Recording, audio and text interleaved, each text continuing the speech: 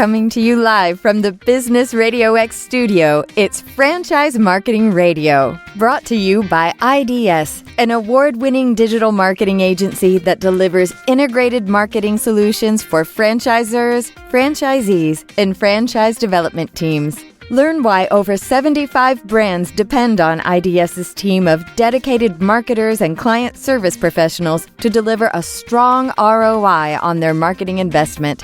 Go to idsfranchisemarketing.com for a complimentary digital audit and consultation. Welcome back, everybody, to another exciting episode of Franchise Marketing Radio. I'm your host, Rob Ganley, and today I am thrilled to have with me Colette Bell. She's the Vice President of Franchise Development at Ace Handyman. And yes, if you notice Ace, it is part of the Ace Hardware family. So we're going to dive into that. I love that connection. And I do know that brand quite well. I've attended their locations on more than one chance. So I used to live right near one. So it was very nice to have it close by. So anyway, Colette, welcome to the show. And I always like to start with, how did your journey unfold? Because in franchising, it's always interesting. And you've been around doing this a while, and you're doing it for a great brand. So tell us a little bit more how you became and what led to VP of Franchise Development at Ace. Awesome. Well, hi, Rob. It's so great to be here. Thank you. I'm honored to participate. And you're right. Franchising rarely has a straight line story, right? There's, at least in my day, and I'll date myself. I've been doing this for 26 years. You know, when we first got into franchising, I didn't even know how to spell franchise. It certainly was not a college degree. I didn't grow up saying I wanted to be in franchising. So it is exactly. A weird, long path, usually. You know, for myself, it's actually a family path. Started with my husband and I. Way back in 1997, we were pregnant with our first child. And up to that point, my husband had been in restaurant management, which he was great at. He loved it. It was chaotic. It was very energetic. That fit him perfectly. But it didn't leave him a lot of room to be the kind of father that he knew that he wanted to be. So we used that big life change to sort of switch directions, started our own handyman business in Denver, Colorado, out of our basement in 1997. My husband ended up having a wild passion about making the home improvement industry better. And through that process, we created a business model. We expanded to California corporately to make sure it was a good, solid business model. We franchised it in 2001 under the name of Handyman Matters, grew the business, grew it as a franchise. We were contacted out of the blue by Ace Hardware in 2018 and ended up selling the entire business model to Ace Hardware at the end of 2019. But they were kind enough to keep us and our corporate staff, and we've just remained doing what we love doing under the most amazing brand name, which, by the way, turns 100 years old this year. So, wow, I didn't realize it was that old. So that's cool. That's like AT&T. That's getting then up there with the AT&T olds. It is. So that's truly Coca-Cola American there, folks. Yeah.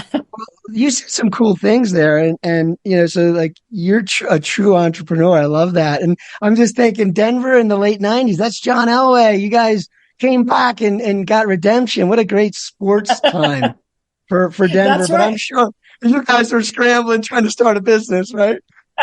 That's right. It was great sports time. It was a big growth period for Denver. And originally we thought maybe that's what made our handyman business so successful, was because Denver was seeing tremendous growth in terms of whole subdivisions were being built. All the contractors were busy building new homes, and there was nobody around who could just come do a small handyman job. And that's really that's the vacuum that we started the business in. And that's why we started the 3 corporate locations in California, because we were a little bit concerned that, you know, maybe there was just this weird thing going on in Denver and the business wouldn't translate to a different geographic environment. And we knew that California, as everybody else knows, is a tough place to have a business. Yes. A lot of regulations. And a franchise, specifically. Yeah, and a franchise. Yeah, no less. I didn't even know it back then. But it was a good test of the business model, because our franchise business model is that the craftsmen who work for the franchise owners are W-2 employees. So they are pulling paychecks. We're doing payroll, right? We're doing all the wage withholding and the taxes. We're covering them with insurance. That's a really important part of the handyman industry that sometimes gets overlooked. And we knew California had some stringent laws when it came to employee laws as well. So, all right, I want to ask you about this transition. Yeah. Congrats on that. Great work. Yeah. I mean, what a great opportunity. I love franchising because it's always a story like that. Not always, but usually something like that.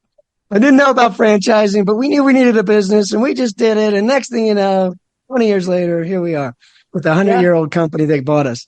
But tell me that transition in 2018. So you go into this, I don't know if you were immediately a VP handling this, what you're doing now, but obviously you started to have to communicate this difference now. You have this combination. And you have this iconic brand now together with the cool business you built. Tell me about how you're leveraging the brand now with the cool business you built and how that's evolved now for 6 years or so. So tell us how that looks.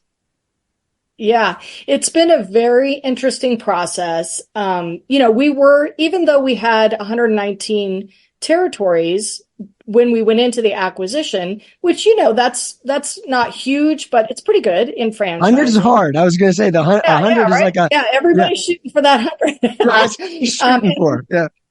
That's right. And we were in 28 states. So we had a pretty good disbursement across the United States.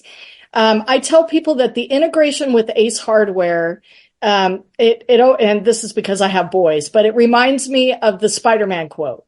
Right. With great opportunity comes great responsibility. Right. You got to be careful. And we went from a homegrown brand that, we started and poured all of our blood, sweat, and tears into. And therefore, we took care of that brand because, it's like having your own little, I say we raised 2 boys in a business. It's basically what we did. But when you become part of an iconic brand like Ace Hardware that has been around for 100 years and has garnered such positive, loyal customers, right? I remember walking through the airport the first time we had Ace branded logo wear, and everybody sings that jingle to you. Ace is the place with the helpful heart. I mean, everybody knows it. So you have to be super responsible with somebody else's brand now that it is part of the Ace Hardware. Now, luckily and fortunately for us, and clearly, Ace did a lot of investigation before they acquired us, the culture of our franchise system and our franchisees and their businesses had to align with what Ace Hardware believes, which is helpful. You walk into a store, you're not just, hey, kind of head greeted, which doesn't even happen these days in a lot of construction stores. But somebody greets you sincerely. They take you to the right aisle. They help you out. They walk you back up to the counter. I mean, it's a very culturally helpful environment. And that's really what we had to display at an even higher level because now we're going to customers' homes rather than them coming to a storefront. So the best way to explain this is when Ace Hardware called us back in 2018 and asked us if we'd be interested in talking about a potential partnership. My husband flew to Chicago right away, right? I mean, we'd been doing this for 22 years. Ace never called. He said, I think you might want to show up to that meeting, right? That's right. I got to get out there. I golfed that day. Yeah. Right, exactly. He said when he walked into the corporate offices, they have a bunch of pictures on the wall of employees, and they call it the faces of Ace.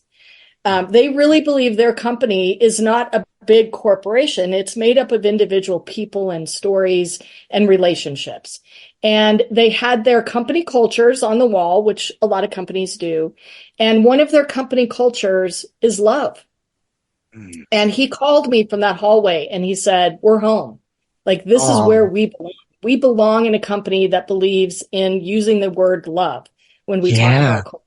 So that's beyond powerful, I would say. Yeah, it's been a very interesting integration. And of course, part of that was, the acquisition happened the end of 19, and we all know what happened the beginning of 2020, which was the pandemic. Right. And for us, I see it really as a wind of fortune, because two things happened. Ace got wildly distracted because the hardware business exploded. They were listed as a required vendor early on. Right. And our handyman business exploded after we were allowed to go to customers' homes, which was about the end of April. So we had franchisees who'd been in business all of 2019, all of 2020. They did more business in 2020 in a 10-month P&L than they did in 2019 in a 12-month P&L because of the pandemic and the brand name. So it was really fun to see everybody's businesses explode.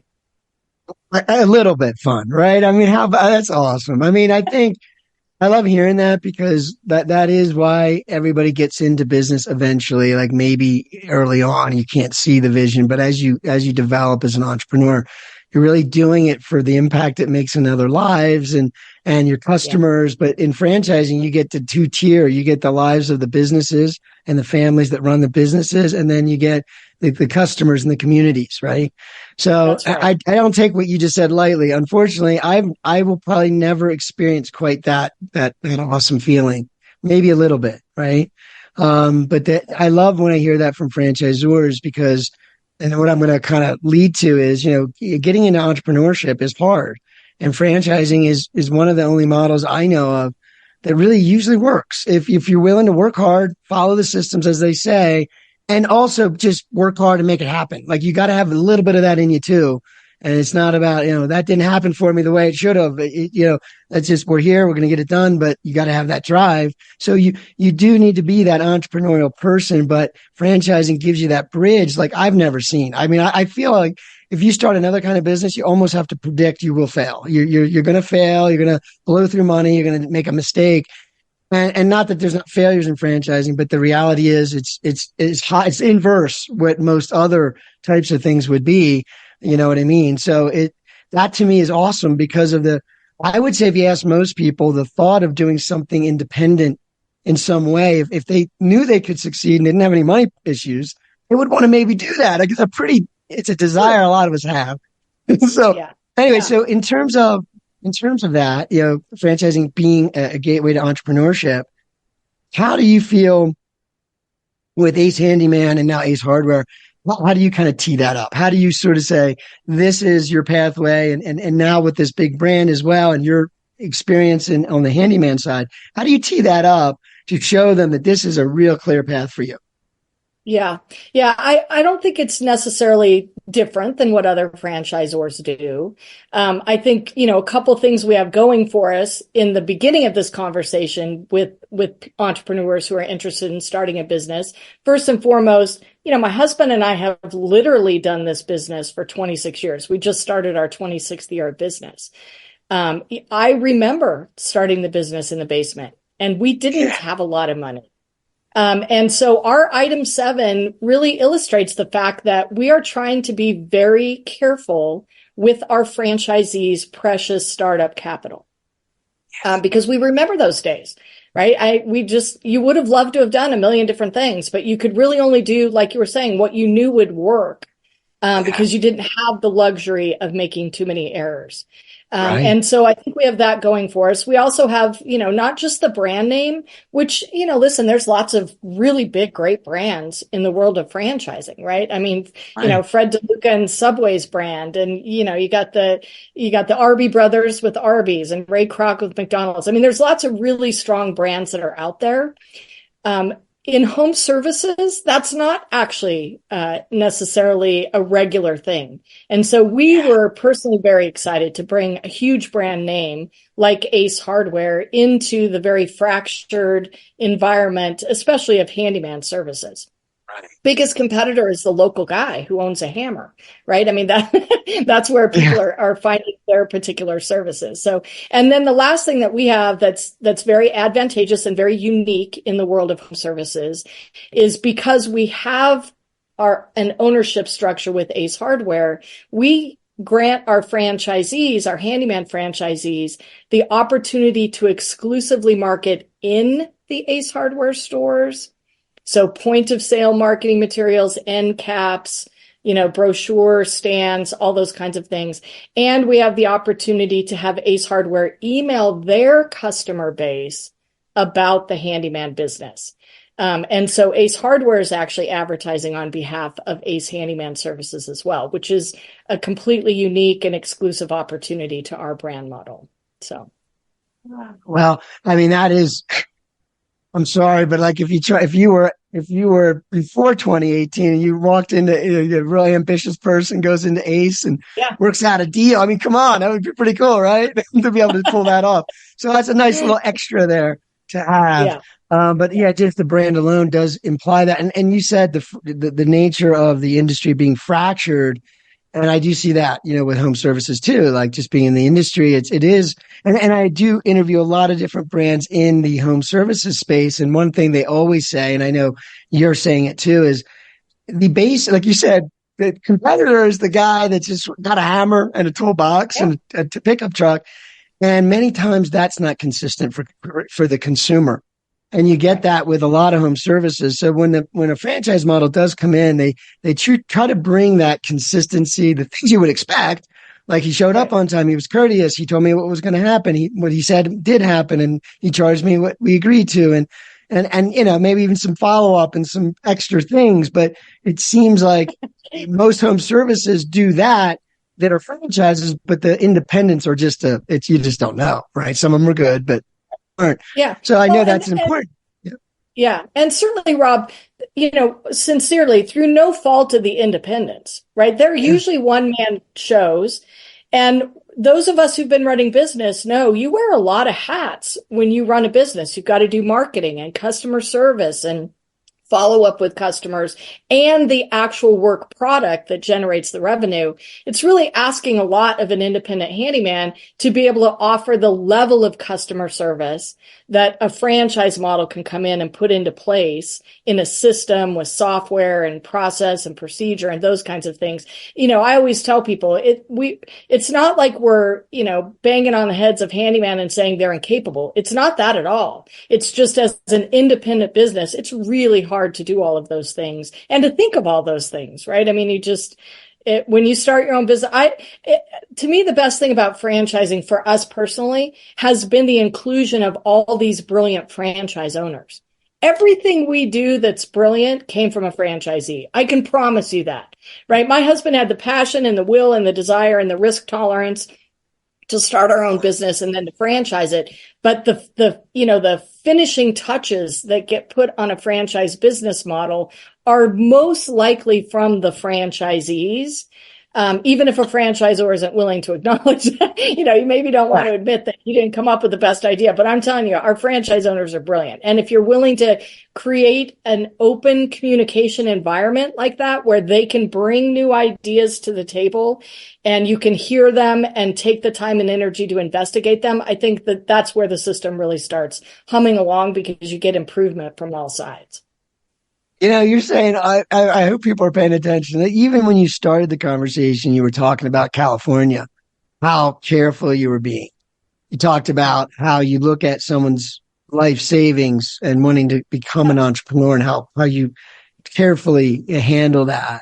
And now you're talking about, just you were sort of defending the independent owner, which I just love because that's entrepreneurship. But the point being that when you're an entrepreneur by yourself, it's impossible not to make mistakes. It's either you didn't know it, you didn't have the time for it, you're learning it. That's the thing. You can't just become an expert at customer service, technology, marketing, communication, workflow, process, having all the right people. It's just not something you would normally get. When you start a franchise, in most regards, to me, it's like a PhD. If you had a master's degree, it'd be like your PhD thesis. You're not going to go do it and build something. To me, that's the level of education because it's integrated with action and education and a system. So the stuff you learn as a franchisee is pretty top notch, whether people realize it or not. And then you talk about I always say that when I'm talking with certain folks, but the idea of a franchise network is often overlooked. There are some franchises that are built this way that are actually mastermind franchises, meaning they pull communities together like CEOs of small businesses, medium businesses, and they pull together this community. And they do that, and people pay big ticket. This is six-figure investments business owners make because they need other business owners to interact with. And that power of having that mastermind, that group, again, we're six figures in many regards. So, there's less, but they're usually significant investments. And this is what's built into franchising, period. It's just always there, permanent. And not only that, it goes further. I think it's more like mastermind family. It goes even deeper to me. And so, but I see it all the time where franchisees help each other. They bring ideas to the brand. Those ideas, go through the brand, and it just evolves and innovates through there. And one of the most, and this, during COVID, right? How much innovation was happening then? It was like innovation, super speed, right? Because you had no choice. You just have to change because we don't have a choice. So it was really fun to watch because I heard it over and over how the franchisees and franchisors just came together as a family, innovated through it, and really some cool stuff. Was there anything like that for you guys? That was kind of like a one thing you now do that you didn't do before 2020? Is there anything like that you could share? I think for us, I know we say we're cursed and fortunate that we're in a very old industry, right? Construction's been around for a long time. It's still done by somebody by hand. I don't really see a robot being able to do a drywall patch anytime in the near future. But certainly the pivot for us, we were listed as essential at the end of April, which means we could go out to customers' houses. But people were still very, very nervous. And that's hard to remember back because it just seems like the Twilight Zone, right? Like that's something we read about in a book. But customers weren't necessarily jumping at the opportunity to have a stranger come into their house for any length of time and share a virus with them, right? Right. And so we transitioned to all touchless communication. So what I mean by that is in our normal operating procedure, when a craftsman comes to a customer's house, we've always put on booties, but during the pandemic, we put on the mask and the gloves.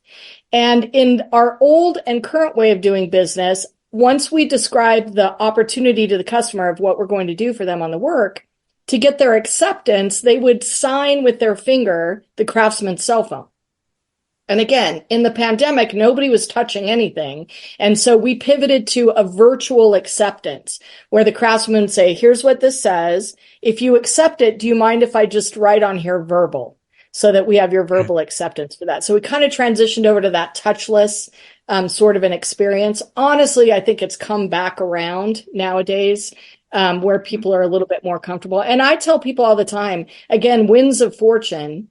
I can't tell you how fortunate we were that the pandemic happened in the spring because we could pivot to outdoor work, which we did, right? We did a bunch of photo shoots here at Andy and I's house because we said, okay, we're not going to worry about the virus. We'll go to the basement. You guys do photo shoots outside with craftsmen in all the PPE equipment and all that kind of stuff. So it's interesting to see that, you be in business long enough, and it doesn't take very long, where you see whatever forces are either in nature or the environment or technology or whatever is putting pressure on a particular business model. There are those who pivot and there are those who die, right? Because they just are not willing or able to shift a direction method fast enough for them. So it's been interesting. And that you mentioned the mastermind groups, which are fantastic. Right. I think the cool thing about the franchise network being a mastermind is everybody's working on the same business model,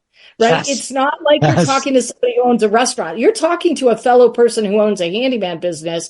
And what are they doing that you could then take into your own marketplace and make it effective? So it's great to see a healthy franchise system that has a good franchise advisory council, which we've been very fortunate to have in place for a long time, to give us as the franchisor feedback. Hey, focus on this. Don't focus on that. We care about this. We don't care about that. So just put that on the shelf. It doesn't matter to us. And then we also have groups within our franchise network. So we have a lot of veterans who join Ace Handyman Services. So we have a veteran group that gets together monthly. We have a lot of women who join Ace Handyman Services, totally non-traditional. We have a women's group that gets together on a monthly basis. And then we have whole states of franchisees that get together. So it's awesome. I haven't heard that before. I love that where you have those interest groups within, and it's cool. Very cool. So, and you did bring that up about being on the same exact thing, which is way different, but amazing when you think that through for a second, the amount of ideas focused on the same thing.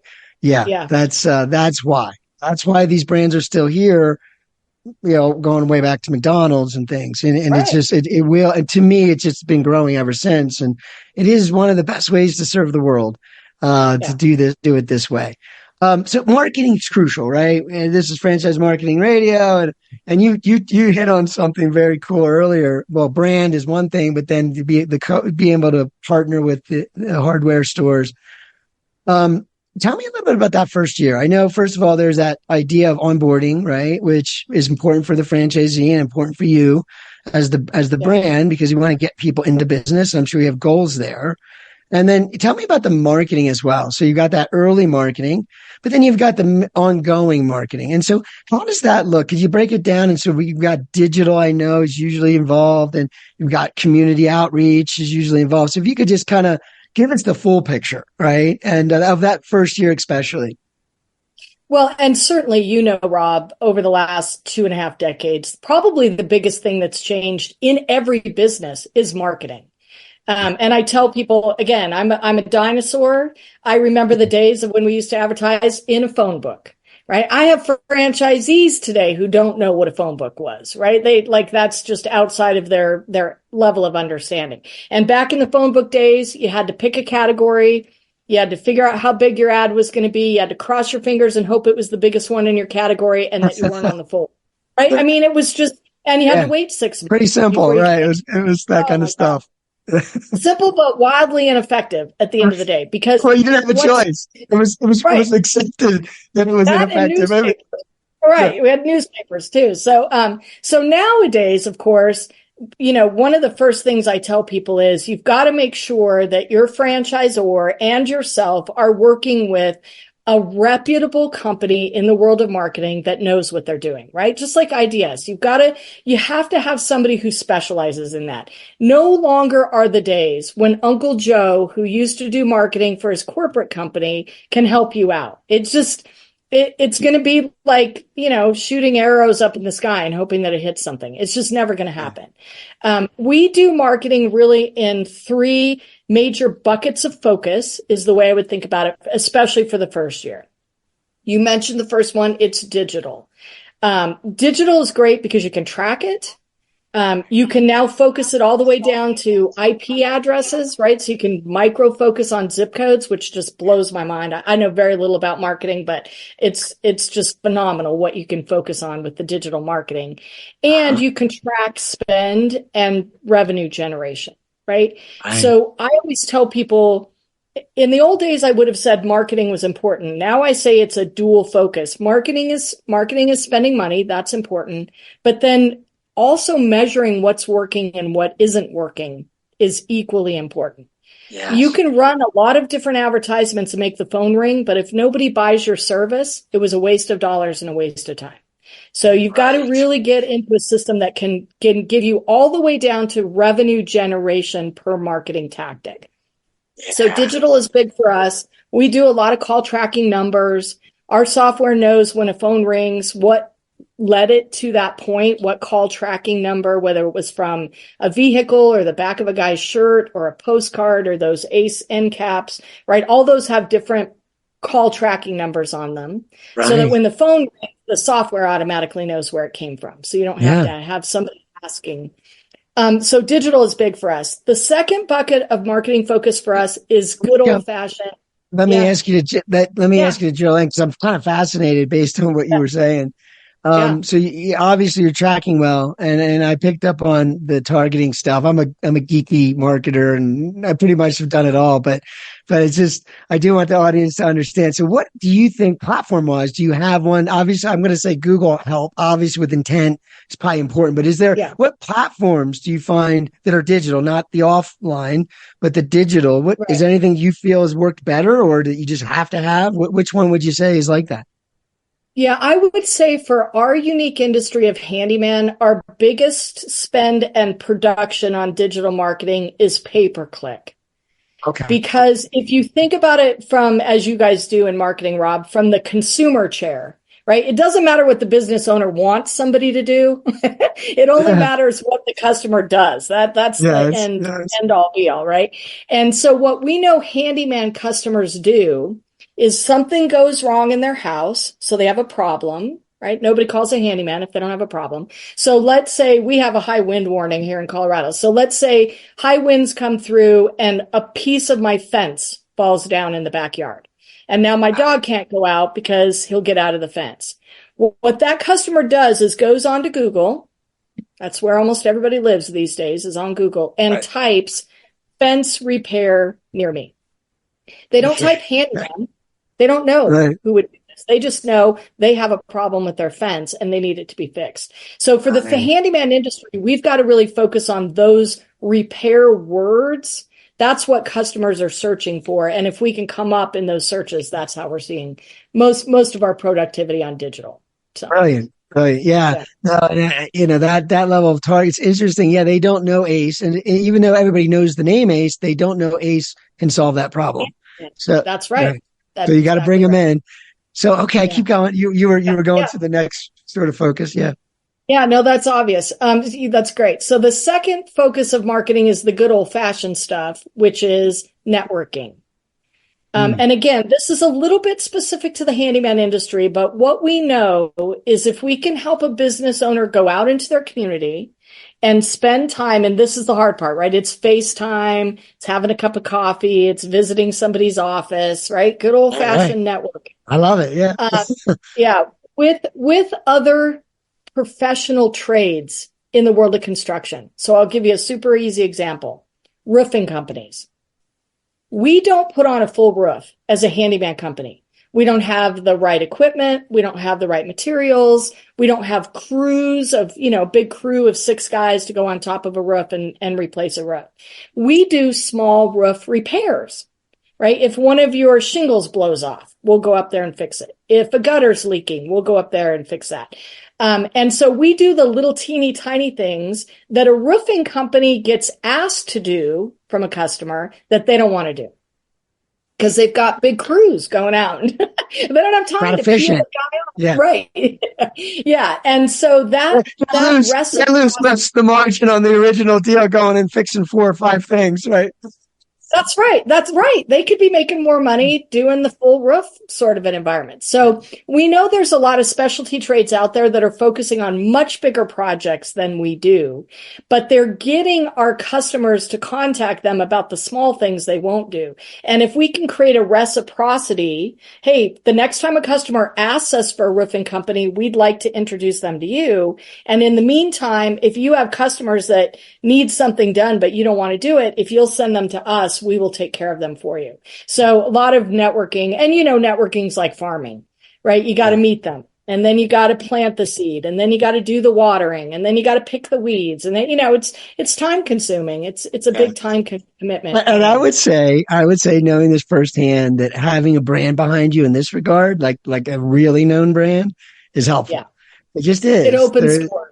Yeah, I know for me, because before my entrepreneurship, I was working for big brands selling stuff, and I had to network a lot. And I didn't realize it until I left that, man, it was like built-in trust. I didn't realize how much easier it might have been to just Rob talking to someone versus AT&T, I like that Rob got AT&T, but without the AT&T, it's not quite as easy as one might think, so I know that probably helps, other than it really does come down to the person, but it does help to have that initially probably.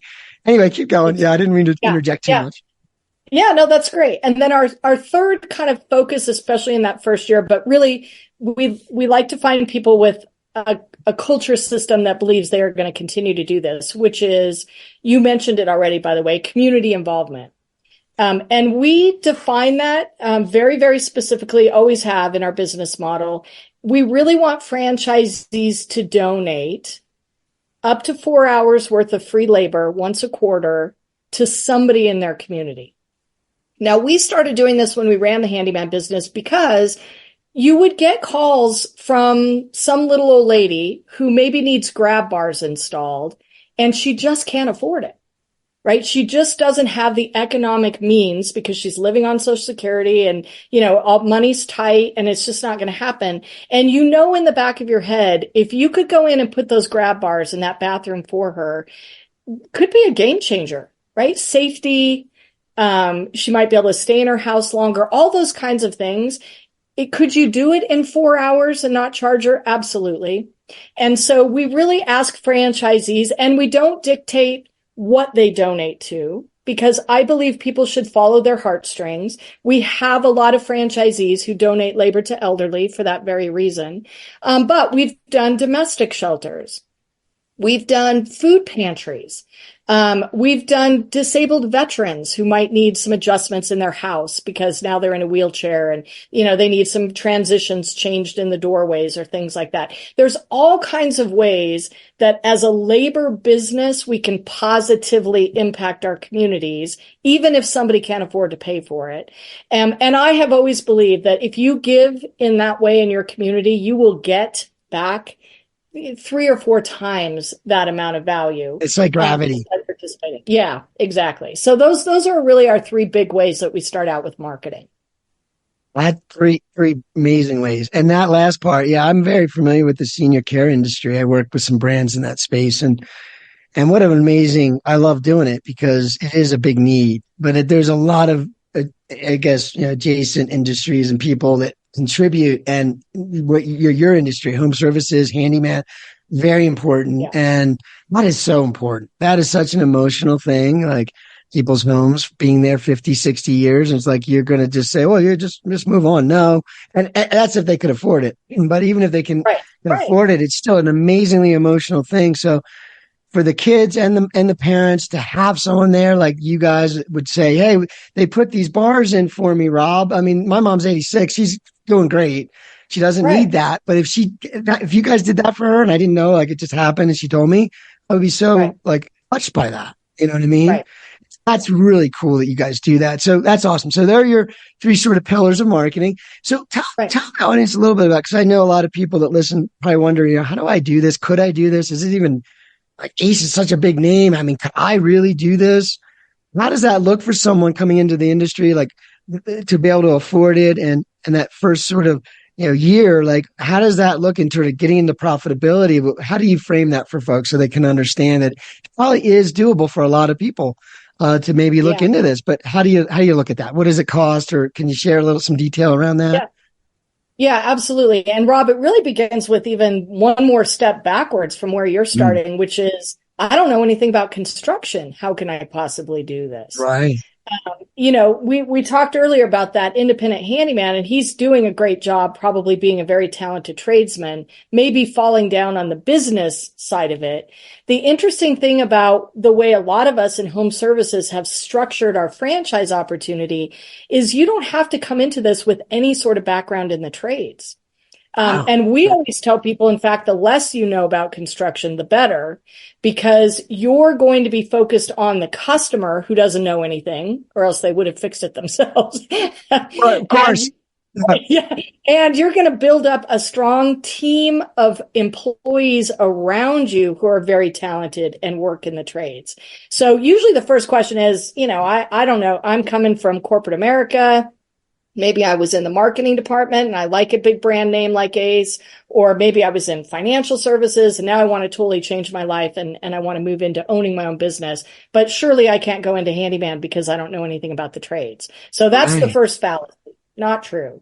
And I always tell people, again, being very humble, going back to our beginnings, my husband and I, Andy, knew nothing about construction when we got into the handyman business.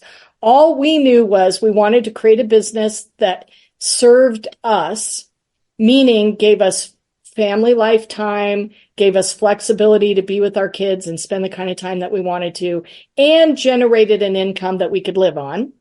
Yes. That's kind of the nirvana, right? Those boys didn't eat anything, did they? The boys, they didn't eat much. Yeah, no, they didn't eat anything. They didn't need 2 tennis shoes every time I turned around, right? None of that kind of stuff. And so that's really what we based our franchise business model on, was a business that served us for us to be able to do all these different things in our lives. And so that's really the kind of franchise thought process that we have coming into this. In our item 7, which is new, as you know, FDD renewal season, right? Here we are. Yeah. Our startup costs, which are in our item 7 table, and I'll just round up for the ease of sake, but between $132,000 and $220,000 is the startup costs. And as you and your listeners probably know, that includes franchise fee and all the operational expenses through the first 3 months of business. So we're looking at, we really average between 150 and 180,000 on a startup cost. And because of that, we've got lots of folks, especially the last 3 years, who've been fortunate enough to use the SBA Express Loan product, which is $150,000. So it's got a good amount for our particular business model. We're not having franchisees buy vehicles. That's expensive, not necessary. They're not buying tools. The craftsmen have it. That's expensive, not necessary. They are renting a small office space. As all you marketing guys know, we've got to play by Google's rules.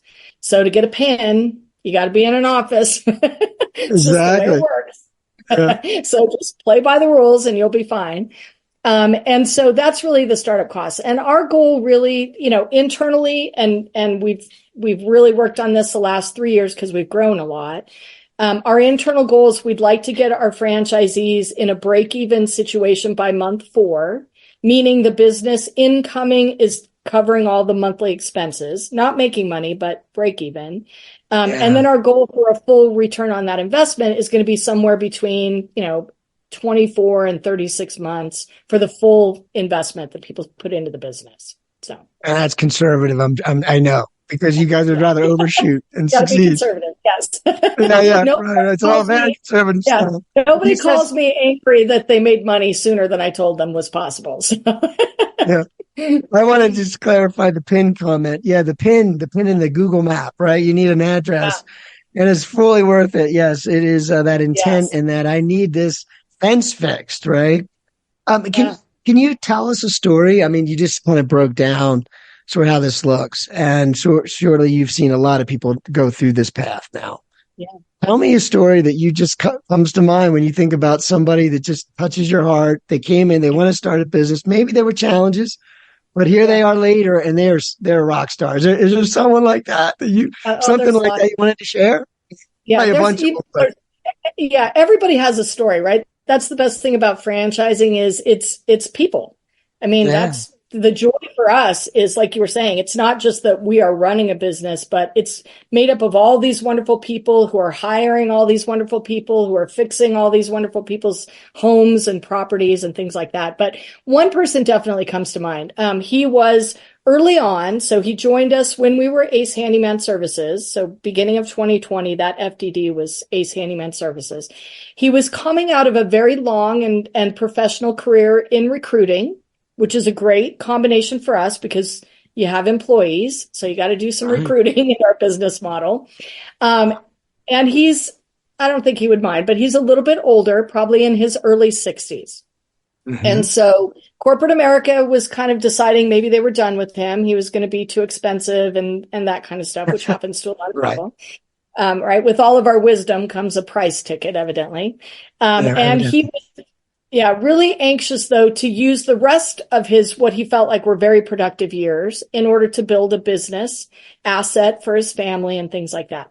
And when he came to Denver to meet with us, he said, Colette, I have to tell you, I'm really excited about this and I really want to do this business, but I'm going to be honest. I've never read a P&L. I was a recruiter. Somebody else ran the department. Somebody else ran the budget. I was really good at what I did, but I'm not familiar with P&L. So I said, no problem. We're going to do all the training. We're here. You're not in business by yourself. You're in business for yourself with somebody. So we're right here for you. Got his business started, hired some great craftsmen from the very beginning, and then ended up with the diagnosis of cancer at 62. And I can remember him calling us and, of course, lots of tears and, okay, what are we going to do? And how can we help you? And he said, well, I'm going to go through a surgery and some pretty serious chemotherapy here in a couple of months. But I've got all these great people working for me and I don't want my business to suffer, but I don't know that I'm going to have enough free time or energy to make this happen. And so we said, let us send one of our support people to your office and they'll just help run it while you're out. So we queried our franchise consultants, and one said, oh no, I'd love to go. I'm going to go. Went there literally for 3 months and just helped make sure the business stayed on track and that, maybe not moving forward, but certainly not going backwards. And he is still here 4 years later with us, cancer free, which let me tell you was just like the biggest, happiest celebration that we've all ever had. And his business is strong and thriving still with some of those original employees that he was able to hire in the beginning. So it's those kinds of, it's that rally around sort of an idea to me that's always made the biggest difference. It was hard for me not to start getting teary eyed on that one. That's just about people first. Thank you. Just as we wrap up, I was thinking, you're a franchisor. You were a franchisor for so long, and now you still are. You still are on that side of things. So I was going to ask you, like, if you had any advice for someone who might have been where you guys were in the early 2000s. I forget when you said you franchised, but you were obviously first. You took that leap of starting a business, then it became successful, right? And you start thinking, maybe we could do more with this. And then you, at some point, learned about franchising. What advice would you have for people at that stage that are thinking, because here's why.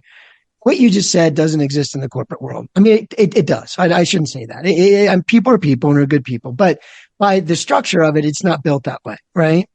The structure of franchising is more like that people orientation. And that's why it's so important.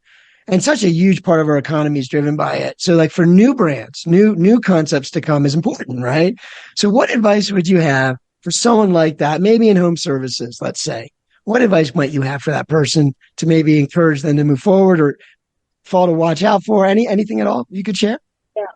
Yeah. I think what I would share is if you can be willing to transition, because it is, you mentioned it is a transition. We knew the handyman business really well. I couldn't even spell franchise when we started down that line, right? And still to this day, people spell franchisor with an O and an E. I mean, sure. But what we were, I think, fortunate to do, and honestly, it's better to be lucky than good. So I think we were just lucky to do this, but we were at a stage where we said, franchising, that's interesting. That's a business model we've never heard of. Let's immerse ourselves in that. And like you said, get a PhD in what we're considering doing. We're no longer a handyman business. That does still exist because that's your base model, but you have to learn how to start a new business, which is a franchise business.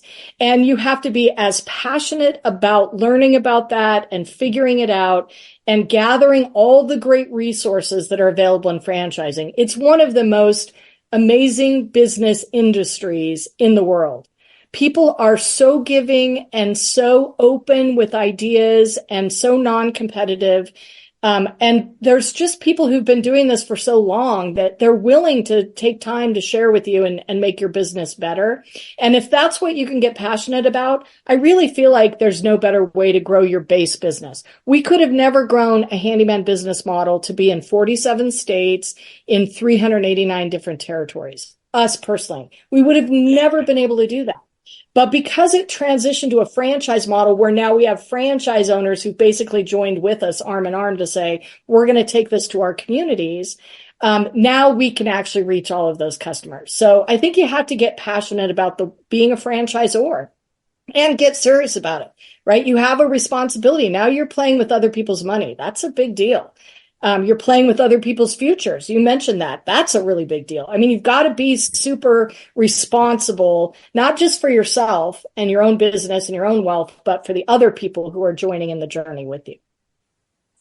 Wow. Powerful. Like, and a lot of, in the world of making money, that sort of sentiment doesn't exist outside of franchising. It just doesn't. People can tell you that, but if your interests aren't aligned in the way that franchising is, you got to be good, man. You're going to be on your own, but you got to be good. Right. Not that there's not some good ways to learn, because I've learned my stuff that way. In the digital world, I just went out and did it. But nowadays it's a little easier to kind of get a structured education and do digital things for a living. But back when I started, it was the Wild West, and they did not function like franchises do, where they worry about your money. So, right. Appreciate you.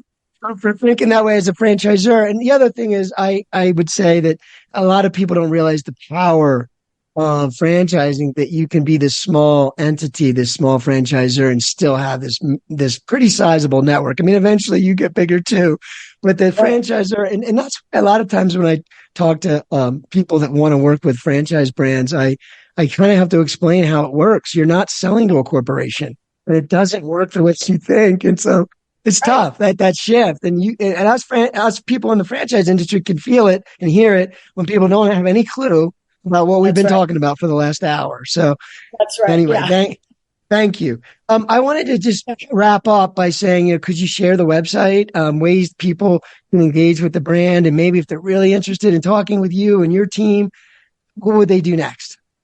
Yeah, I think the best way is start an education process, right? Our website is intended to be very transparent with a lot of information. So that's acehandymanfranchising.com. And we have a great development team. You'll hear from us shortly when you fill out a contact form. And we love the opportunity just to start the conversation. And really, Rob, you know this, not just about Ace Handyman Services, but just about the wonderful world of franchising in general. There's so many amazing concepts out there. There's something perfect for everybody. And you don't always have a straight line to get to it. Sometimes you have to go learn about a handyman franchise to understand that there's a senior care concept out there that might be a better fit for you on your heartstrings and make a better fit for your family. So I really think people should understand that just because you start by looking at one industry doesn't mean that should be exactly the place that you go. It's really all about learning about franchising and then finding the right business model, because there's lots of them out there that are amazing. Yes. And I do say this with almost all my guests. It's always a good starting point, any of them, and to start somewhere, because it's always an educational process to talk to any of you folks. You're so brilliant. You've done it for so long. As you said, there's no more expert person about handyman businesses than you guys. And so if but just even learning about businesses and structures of businesses and things to be thinking about, you can't help walk away with an education. So I encourage folks to always reach out and start somewhere. And so, Colette, thank you for being here. And I hope we talk again. I want to see where this all goes. And I know it's going to keep going. It's a great brand, 100 years. I won't be here 200 years, maybe 125. Me neither, but we'll have our legacies in front of us. Exactly. It's all good. So anyway, thank you again. And thank you to our listeners for tuning in, and bye for now.